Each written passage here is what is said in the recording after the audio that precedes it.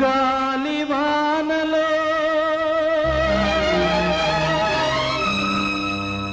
వాన నీటిలో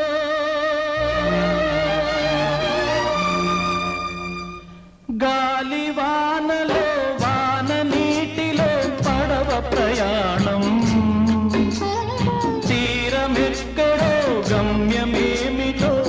తెలియదు పాపం తెలియదు పాపం